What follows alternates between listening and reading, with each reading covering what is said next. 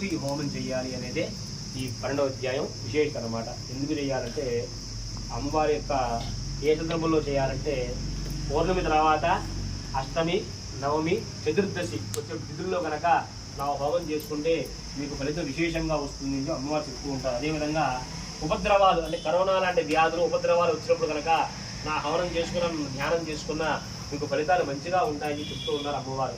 అదేవిధంగా నవరాత్రుల్లో కనుక నా పారాయణం చేసినా నా హవనం చేసినా మీకు ఫలితం రెట్టింపుగా ఉంటుంది అని చెప్పి అమ్మవారు చెప్తూ ఉన్నారు. సమస్త బాధలు తొలగిపోయి శరీరం సంపూర్ణంగా ఆరోగ్యంగా ఉంటుంది అని చెప్పి అమ్మవారు చెప్తూ ఉన్నారు. అదేవిధంగా యుద్ధం వచ్చినప్పుడు కనుక నువ్వు తెలుసుకున్నట్లయితే యుద్ధం మీకు అనుకూలంగా మారుతుంది అని చెప్పి అమ్మవారు చెప్తూ ఉన్నారు. అదేవిధంగా సమస్త గ్రహ దోషాలు తొలగిపోతాయి నాకు హవనం చేసుకోవడం వల్ల అని చెప్పి అమ్మవారు చెప్తూ ఉన్నారు. అదేవిధంగా చెడు కళలు రాకుండా మంచి కళలు వచ్చేలాగా చేస్తారట ఈ హవనం చేసుకుని వెళ్తేనే అమ్మవారు. అదేవిధంగా సంఘంలో